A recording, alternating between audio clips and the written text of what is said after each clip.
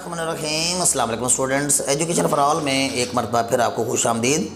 Students, आज की इस वीडियो लेक्चर में हम BA पार्ट 1 या ADB पार्ट 1 की एक पोएम जो कि मशहूर ज़माना पोएम है, poem number 10 all the world is a stage, written by William Shakespeare, इसको डिस्कस करेंगे। वीडियो के पहले पोर्शन में स्टूडेंट्स हम इस पोएम का समरी जो है मैं आपके साथ उसको आपके लिए डिस्कस करूँगा और फिर उसका थोड़ा सा क्रिटिकल एनालिसिस करूँगा और फिर इसका जो मोस्ट इम्पॉर्टेंट स्टांजा है एग्जामिनेशन पॉइंट ऑफ व्यू से, जो कि इस ईयर हाईली एक्सपेक्टेड है, मैं आपके साथ उसको एक्सप्लेन करूँगा। और फिर वीडियो के दूसरे पोर्शन में जो कि इंतहाई इंपॉर्टेंट इसके जो क्वेश्चन हैं, वो 3 क्वेश्चन इसके जो हाईली जो इम्पॉर्टेंट क्वेश्चन हैं वो मैं आपके साथ डिस्कस करूँगा। तो आइए स्टूडेंट्स, इस पोएम की पहले समरी का थोड़ा सा जायज़ा ले लेते हैं। All the world is a stage जो है, जिसका मतलब है कि ये सारी दुनिया एक स्टेज है और ऑल द वर्ल्ड स्टेज यानी ये सारी दुनिया एक स्टेज है। And all the man and women merrily players, और तमाम जो मर्द और औरत हैं यानी मर्द और ज़न हैं, हम मर्द और औरतें जो अदाकार और अदाकाराओं की तरह हैं। ये खूबसूरत बात जो है, ये खूबसूरत तशबीह जो है, ये मशहूर ज़माना पोइट विलियम शेक्सपियर और यानी ड्रामा निगार भी थे विलियम शेक्सपियर, उन्होंने कही है अपने इस नज़म के शुरुआती हिस्से में। इस नज़म में खूबसूरत तशबीह दी गई है, आप इसको हम मेटाफर कह सकते हैं, सिमिली कह सकते हैं, और बड़ी ही एक ज़बरदस्त ये कंपैरिजन है इंसानी ज़िंदगी का कि विलियम शेक्सपियर कहता है कि हम सारे इंसान जो हैं अदाकार और अदाकाराओं की तरह हैं दुनिया के इस स्टेज पर। यानी जैसे स्टेज पे अदाकार आते हैं और अदाकाराएँ आती हैं और after giving the performance they leave the stage, इसी तरह हम ह्यूमन बींग्स भी इस दुनिया में आए हैं through life and after giving our performance we shall leave the stage in the form of death. यानी हम ज़िंदगी की सूरत में इस स्टेज पर आए हैं और मौत की सूरत में इस दुनिया से हम चले जाएंगे। ये एक बहुत ही एक क्लोजली एक रियलिस्टिक कह सकते हैं, एक बिल्कुल रियलिटी पर बेस्ड एक मेटाफर है, एक सिमिली है जो कि विलियम शेक्सपियर ने इंसानी ज़िंदगी के बारे में कही है। इस बार विलियम शेक्सपियर जो है इंसान की ज़िंदगी के 7 मुख्तलिफ स्टेजेस, यानी इंसान की ज़िंदगी जो एक नेचुरल स्पैन है फ्रॉम बर्थ टू डेथ, यानी पैदाइश से लेकर मौत तक का एक जो सफ़र है, इस सफ़र की वो 7 स्टेजेस बयान करते हैं कि इंसान की ज़िंदगी जो है वो 7 स्टेजेस पर मुश्तमिल है। यानी इंसान 7 डिफरेंट स्टेजेस को छू कर इस दुनिया से रुखसत होता है if he dies or natural death. William Shakespeare बताता है कि पहली स्टेज पे वो एक शीरखार बच्चा होता है, यानी शीरखार बच्चा एक मिल्किंग बेबी है, इन्फेंट है, जिसको हम शीरखार बच्चा कहते हैं। तो विलियम शेक्सपियर ने इस नज़म में जितनी भी हर स्टेज की इम्पोर्टेंट फीचर्स हैं और जो इम्पोर्टेंट कैरेक्टरिस्टिक्स हैं वो डिस्कस किए हैं। मैं भी आपके साथ हर स्टेज की एक या दो जो इम्पोर्टेंट कैरेक्टरिस्टिक्स और फीचर्स हैं as pointed out by Shakespeare, मैं आपके साथ वो डिस्कस करता हूँ। तो सबसे पहले वो शीरखार बच्चा होता है जब वो एक हल्की आवाज़ से सिर्फ रोता है। म्यूलिंग लफ्ज़ इस्तेमाल किया गया। म्यूल का मतलब होता है रोना, हल्की आवाज़ से रोना। एंड प्यूकिंग, और प्यूकिंग का मतलब होता है वोमिटिंग करना, कै करना। इन हर नर्सेस आर्म, यानी वो अपने नर्स के हाथों में या अपनी मदर के हाथों में जब होता है। He is very tender at this age and he totally depends upon her mother और हर नर्स। और इसमें वो सिर्फ 2 ही काम करता है, यानी या तो वो प्यूकिंग करता है यानी वॉमिटिंग करता है, दूध उड़ता है, और या फिर हल्की आवाज़ से रोता है। फिर इसके बाद जो दूसरी स्टेज है विलियम शेक्सपियर उसमें बताता है, विलियम शेक्सपियर के दूसरी स्टेज पे एक स्कूल गोइंग बॉय होता है, यानी एक स्कूल जाने वाला लड़का होता है। अब इस स्टेज के जो इंपॉर्टेंट कैरेक्टरिस्टिक्स और इम्पॉर्टेंट फीचर्स जो शेक्सपियर बयान करता है वो ये हैं कि उसने एक भारी बस्ता, एक बिग बैग जो है जिससे सेचल का लफ्ज़ इस्तेमाल किया गया है, वो बड़ा बस्ता उठा के वो स्कूल जाता है, but he doesn't want to go to school. तो he goes to school unwillingly, यानी वो अनविलिंगली स्कूल जाता है, बेदिली के साथ स्कूल जाता है। और इसके साथ साथ उसका शाइनिंग मॉर्निंग फेस होता है, यानी इससे मुराद ये है कि उसके चेहरे पर रनाइयाँ होती हैं और फ्रेशनेस होती है, तरोताज़गी होती है, और वो लेकिन हर वक्त शिकायतों भरा होता है। He is complaining all the time, whining school boy, रे करना, स्कूल ना जाना, यानी वो तमाम जो फीचर जो हैं।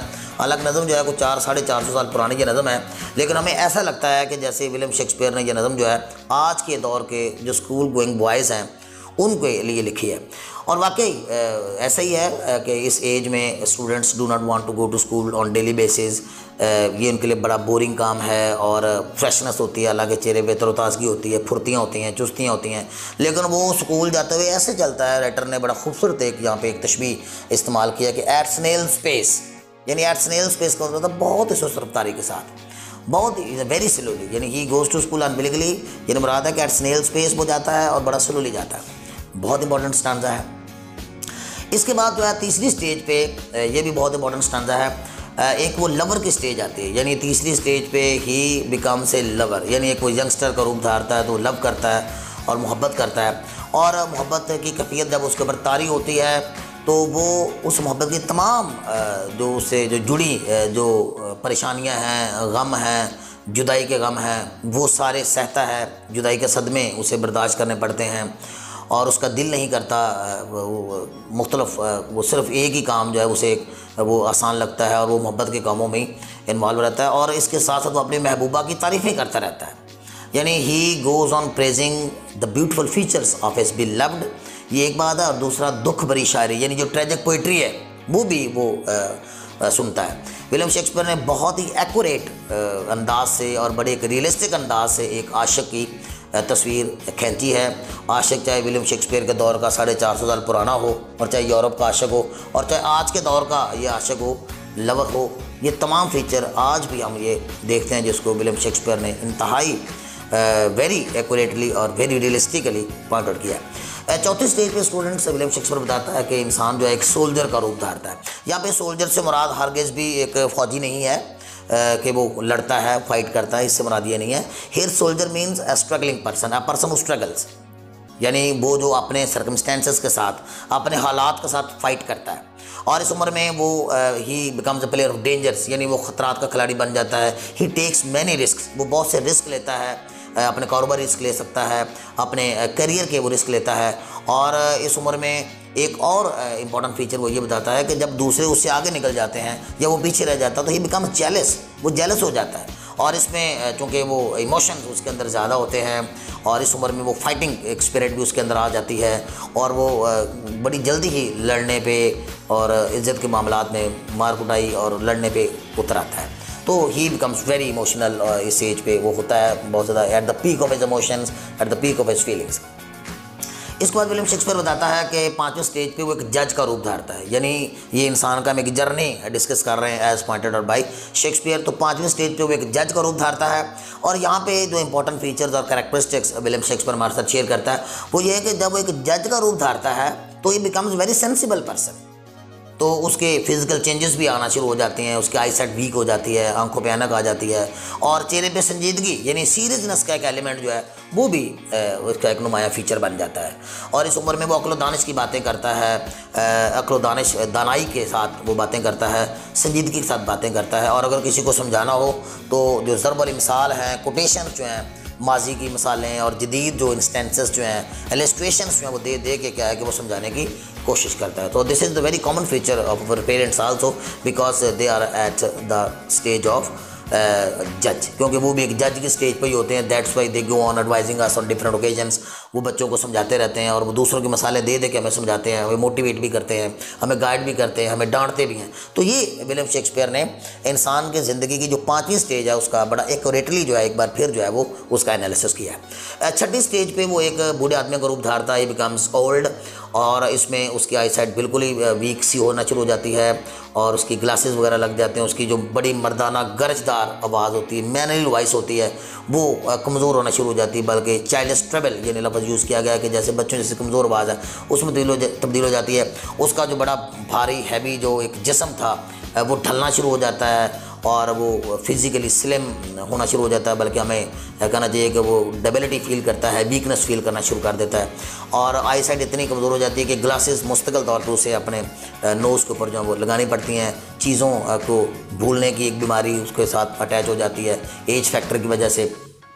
वो फिर एक पाउच साथ रख रहता है जिसमें उसने अपनी चीज़ें रखी होती हैं और यूँ वो अपना बेचारा किरदार अदा करता है। और इस उम्र में उसके जो फैशनेबल एक्टिविटीज़ होती हैं वो सारी तकरीबन ख़त्म हो जाती हैं और उसमें वो सिंपल पतलून और सिंपल ड्रेसिंग और सिंपल जूता जो है उसको शायद वो प्रायोरिटी देता है। बिकॉज ये जो बचपन के जो जवानी के जो उसके जो खर्चे हैं, एक्सपेंसेस हैं on the decoration and beautification of his body और ड्रेसिंग, वो सारे ख़त्म हो जाते हैं।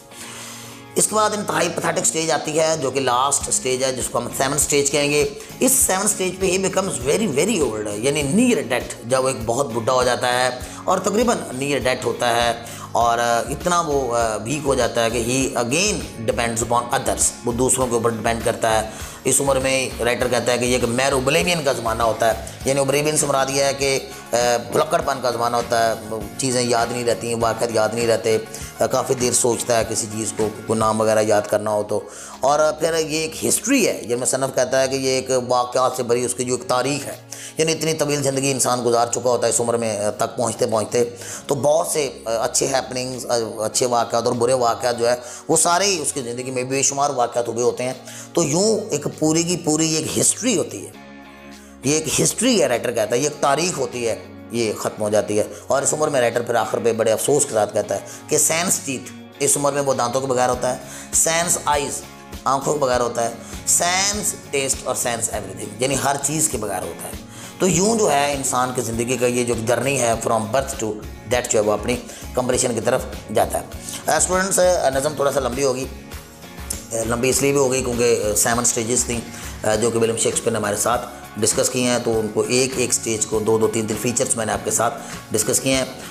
होपफुली कि ये आपके लिए एक बड़ी एक मुफीद, एक यूज़फुल बल्कि हेल्पफुल मटेरियल साबित होगा इस पोएम की अंडरस्टैंडिंग में और लर्निंग में। इसको जो इंपॉर्टेंट स्टैंजा है, वैसे तो ये सारी की सारी नज़म ही बड़ी इंपॉर्टेंट है, अक्सर किसी न किसी स्टेज से रिलेटेड इसका क्वेश्चन जो है वो डाला जाता है। तो मैं आपको एडवाइस तो यही करूँगा कि आप इस नज़म को तकरीबन फुली कोई प्रिपेयर कीजिए, क्योंकि पहली जो तशबीह है जिसमें इंसान को अदाकार और अदाकाराएँ करार दिया गया है और इस दुनिया को एक स्टेज करार दिया गया, वो अपनी जगह इंपॉर्टेंट है। और फिर 7 स्टेजेस जो हैं वो अपनी जगह क्या है, इंपॉर्टेंट है। हर स्टेज की आप 3-3, 4-4 कैरेक्टरिस्टिक्स और फीचर्स जो है वो अच्छी तरह याद कीजिए और ये ज़्यादा इंपॉर्टेंट। लेकिन एक स्टांजा मैं आपके लिए जो ज़्यादा मैं समझता हूँ कि बहुत ज़्यादा इंपॉर्टेंट है, वो इसका आखिरी स्टांजा है, मैं आपके साथ शेयर कर लेता हूँ। लास्ट सीन ऑफ ऑल, यानी जब वो आखिरी सीन उसकी ज़िंदगी का आता है, उसमें कहता है कि दैट एंड्स, जिससे ख़त्म हो जाती है द स्ट्रेंज इवेंटफुल हिस्ट्री, ये अजीबोगरीब वाक़या से भरी तारीख, इज़ सेकंड चाइल्डिशनेस, ये दोबारा का बचपना होता है, एंड मैर ओब्लिवियन, और भुलक्कड़पन का ज़माना होता है, यानी ये वो दौर होता है जब इंसान भूलना चीज़ें याद नहीं रहती। सैंस टीथ, दांतों के बगैर होता है, सैंस आइज, आंखों के बगैर होता है, सैंस टेस्ट, और कोई ज़ौक़ शौक़ बाकी नहीं रहता करने के लिए, एंड सैंस एवरीथिंग, और हर चीज़ के बगैर होता है। ये स्टांजा इसका ज़्यादा इंपॉर्टेंट है। अब हम स्टूडेंट्स अगर इसके इंपॉर्टेंट क्वेश्चंस की बात करते हैं, वीडियो के आखिरी पोर्शन में मैंने आपको कहा था कि मैं इसके इंपॉर्टेंट क्वेश्चंस आपके साथ डिस्कस करूंगा।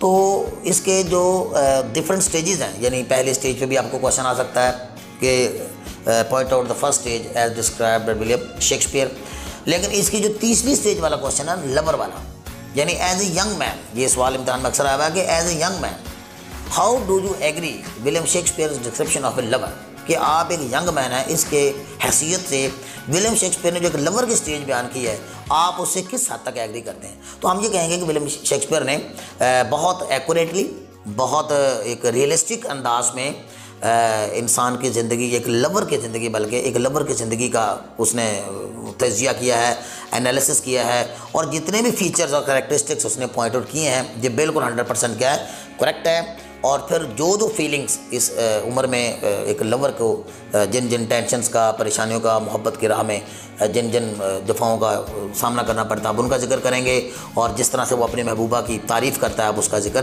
करेंगे, बहुत इंपॉर्टेंट है।